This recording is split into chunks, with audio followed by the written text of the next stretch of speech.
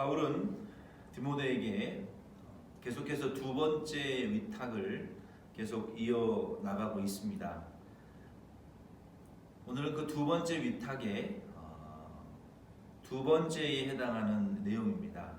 그 두 번째 위탁의 첫 번째 내용은 2장 1절로 7절 말씀을 통해서 바울은 디모데에게 그리고 그의 목양하는 교회에 기도를 부탁했습니다. 간구와 기도와 또 도고와 감사의 기도를 드리되 높은 지위에 있는 자들과 대통령들을 또 고위 공무원들과 대통령들을 위해서 기도해 주기를 부탁했어요. 그 이유는 나라의 이 평안한 질서가 잘 유지되고 또 복음 전도와 교회의 부흥이 순조롭게 되어지도록 기도하라고 부탁했습니다. 또 뿐만 아니라 우리의 중보자 되시고 대속제물 되시는 예수 그리스도를 통한 하나님의 구원의 복음이 세상에 더 멀리 전파되어질 수 있도록 이 일을 위하여 성도의 마땅히 기도해야 될 의무를 말하고 있습니다. 그래서 이 바울의 두 번째 위탁의 내용은 교회와 교회의 성도들이 마땅히 기본적으로 해야 될 그 신앙생활에 대해서 그것은 이 기도에 대한 것을 첫째로 부탁하고, 그리고 두 번째 위탁의 이제 두 번째 내용에 해당되는 부분은 오늘 2장 8절로 15절 말씀인데 아주 중요하고 민감한 세부적인 이야기들을 하고 있습니다. 그 주제는 특별히 교회 안에서의 이 남자 성도와 여자 성도의 역할에 대하여 말하고 있어요. 우리가 신앙생활을 오래 했어도 우리 남자 성도의 역할, 또 여자 성도의 역할, 또 남자 전도회, 남전도회, 여전도회, 혹은 권사회, 장로회, 이런 각 커뮤니티들이 교회 안에서 무슨 일을 해야 되는지를 우리가 알지 못해요. 왜 가르쳐주는 분들이 많지 않기 때문에. 그러나 성경은 우리에게 그것을 분명히 말씀하고 있습니다. 바울이 디모데에게 지금 너희 에베소 교회 안에 있는 남자와 여자들의 성도들의 역할과 또 그 기능에 대하여 이렇게 하라라고 본문 8절로 15절 말씀에, 그리고 이제 또 그 이후에 이어지는 3장 1절 이하의 말씀을 통해서도 쭉 보면은 이 남자와 여자, 이건 어떤 직분의 구분이 아니라 남성과 여성이라는 큰 두 그룹이 교회 안에서 어떤 역할을 해야 되는지에 대해서 말씀하고 있어요. 그래서 그러므로 이것은 우리 모든 남성과 여성들에게, 남성 성도와 여성 성도에게 해당되는 말씀이라고 볼 수 있습니다.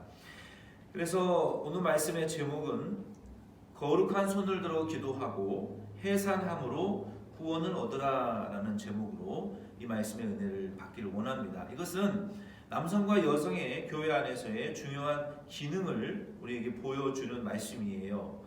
본문 말씀에 들어가기 전에 우리가 반드시 알아야 될 것은 바울이 이 말씀을 이 편지를 쓸 때에 그 당시의 상황을, 아주 심각한 상황을 고려하면서 이 편지를 썼다라는 것을 우리는 기억해야 됩니다. 그러므로 바울이 심각하게 염두에 두고 있었던 그 상황의 전제하에서 본문 말씀을 해석하고 적용해야 될 필요가 있습니다. 그렇지 않고서 문자 그대로 적용하게 된다면 이 큰 문제가 생길 가능성이 높아요. 예를 들면 11절 말씀 같은 경우에는 여자는 일제 순종함으로 종용이 배우라, 이런 말씀이나 또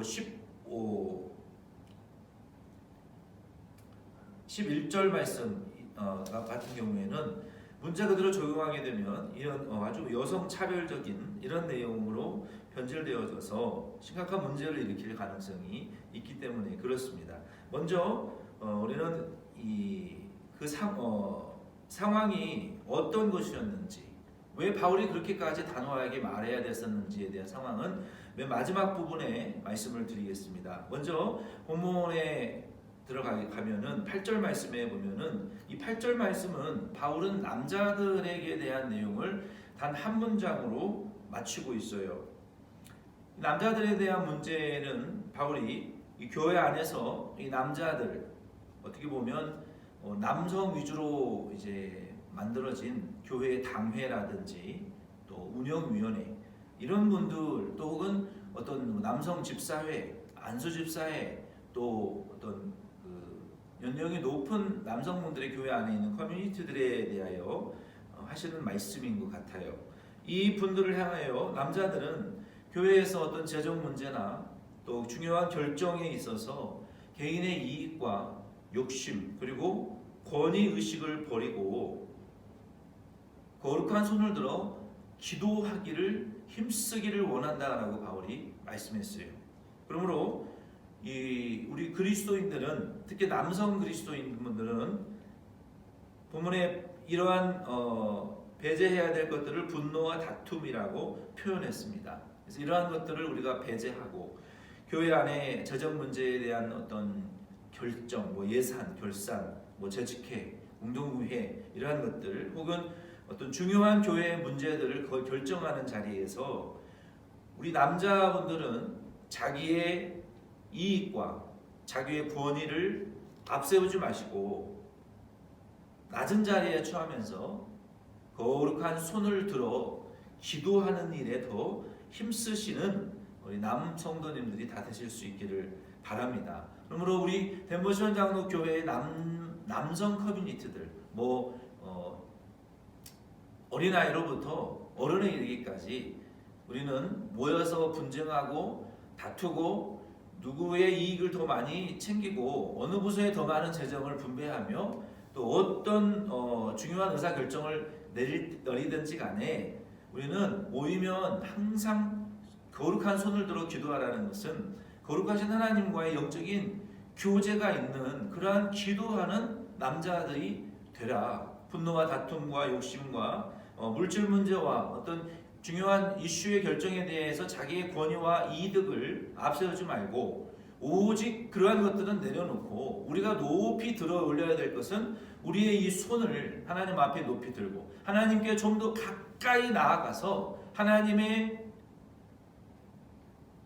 하나님과의 교제와 하나님과의 가까운 기도의 시간들을 어디에 있든지 나눌 수 있는 우리 덴버시원 장로교회가 꼭 되실 수 있기를 바랍니다. 그러면 하나님께서 가장 선한 길로 인도해 주실 것입니다.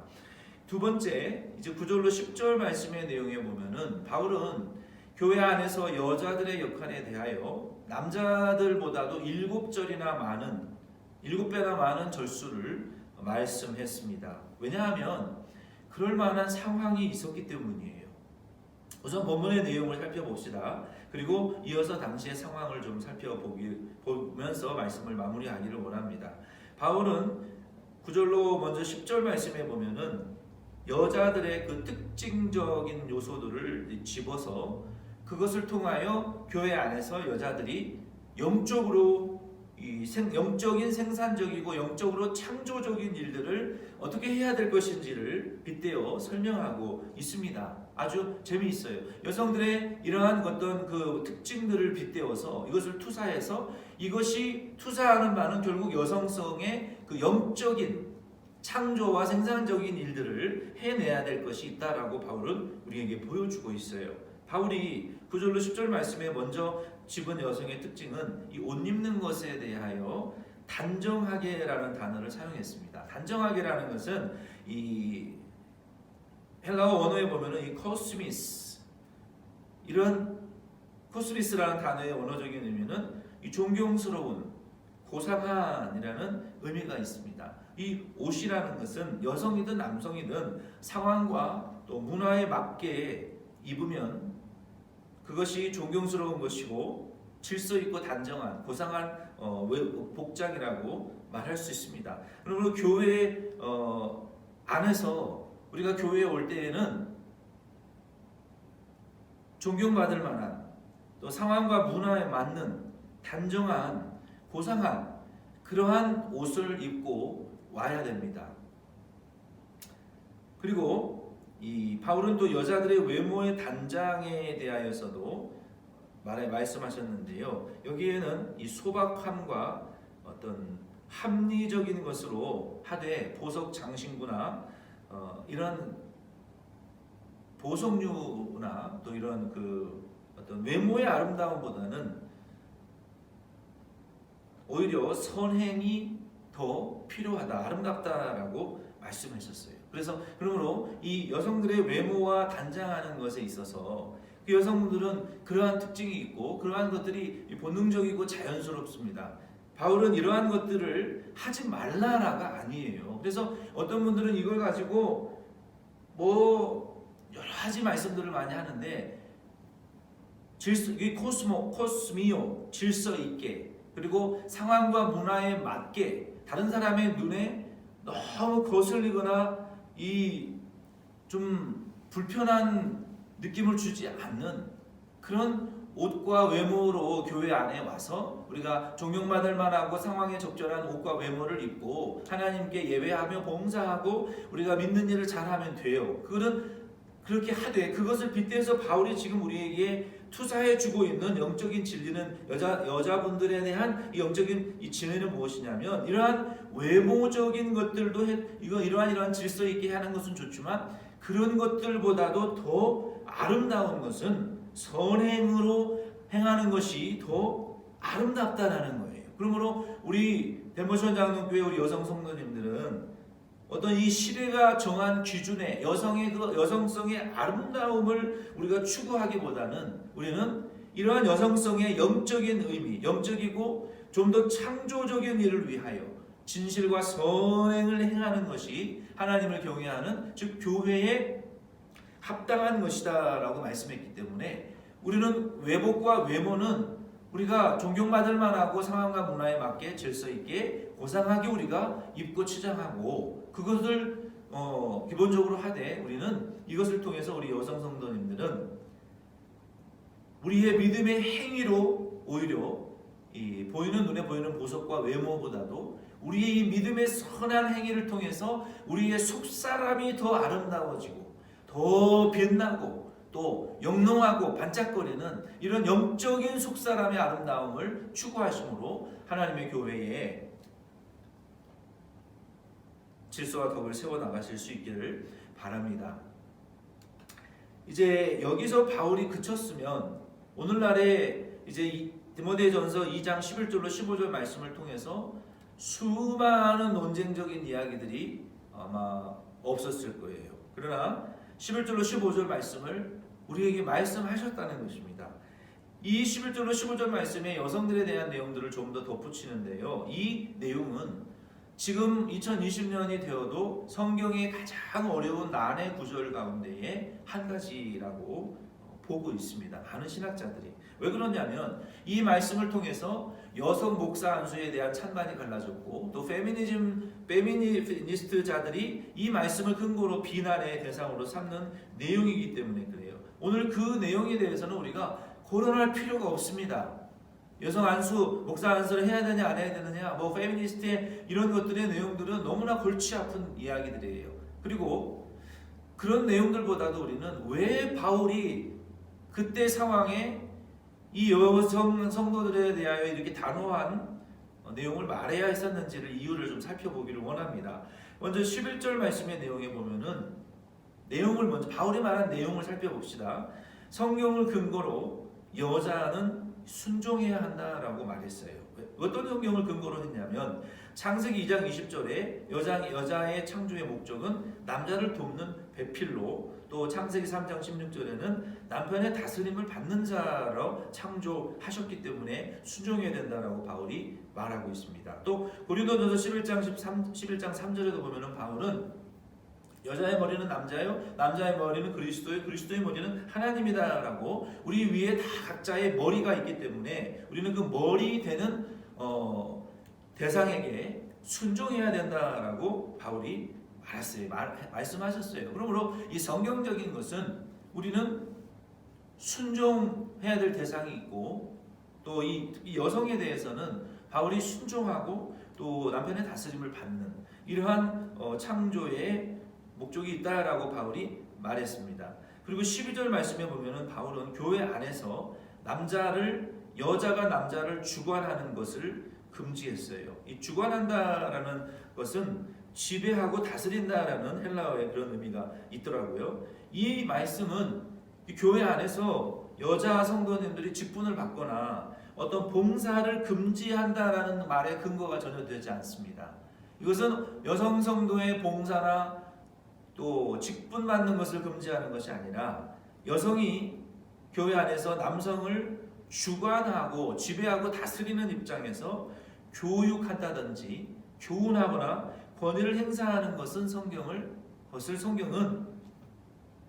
허용하지 않는다라고 말씀하고 있습니다.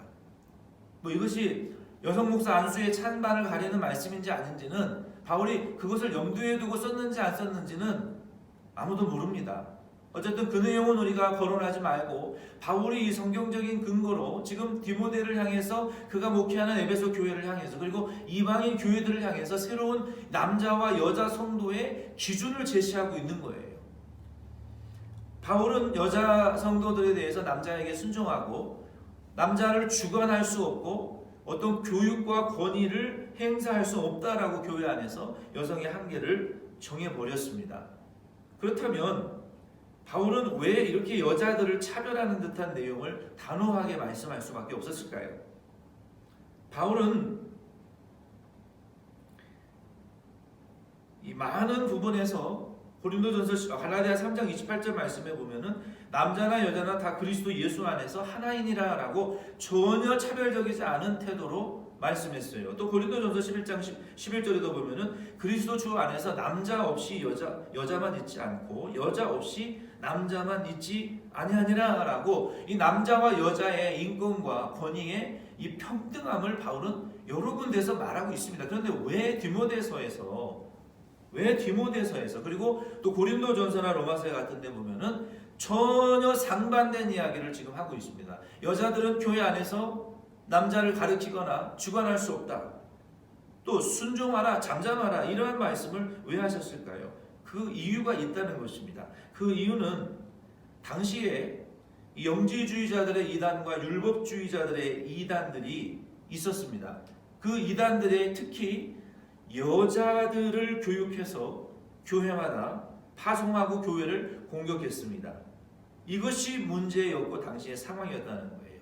이러한 이단들의 파송과 교육을 철저하게 받은 여자들이 교회 안에 들어와서 공개적으로 혹은 은밀하게 교리에 대한 논쟁을 일으켰고 교회의 질서를 파괴시키는 일에 앞장섰기 때문에 그렇습니다. 오늘날 이 신천지와 또 다른 안상홍이나 장길자나 이러한 구원파라든지 이러한 여러 가지 이단들의 특징 중에 하나가 무엇이냐면 여자들을 이용해서 교회를 들어와서 권위를 무너뜨리고 질서와 교리를 무너뜨리면 논쟁을 무너뜨리는 일에 앞장세우게 한다는 것이 과거나 현재나 이단들의 무기 중에 한 가지였습니다. 그래서 바울은 이러한 논쟁과 질서를 파괴하는 여자들에 대한 권위와 주관하는 것을 교회에서 논쟁하는 것들을 아예 금지시켜 버릴 수밖에 없었던 것입니다. 심지어 고린도 교회 안에서는 이러한 이단의 문제가 아니라 은사를 받은 여성들이 있었어요. 그러나 어떤 교회에는 담임 목회자나 남자 성도들이 남편들이 이 은사를 받지 못했기 때문에 먼저 은사를 받은 여성 성도들이 은사를 못하는 목사들을 비난하고 은사받지 못한 남편들을 무시하고 비방하는 방언도 못하는 주제에 여러분 방언은 가장 수준이 낮은 은사입니다. 방언은 불신자들에게 주시는 하나님의 은사예요. 가장 낮은 수준의 은사를 가지고 방언 못한다고 목사를 비방하고 남편을 비방하는 이런 철없는 여자들이 교회 안에 많은 문제들을 일으켰습니다. 그래서 고린도전서 1장 11절 13절 말씀에 보면은 분란이 끊이지 않았어요. 야, 나는 바울에게 배웠어. 나는 아볼로에게 배웠어. 나는 그리스도에게 직통 계시를 받은 사람이야. 너 방언해?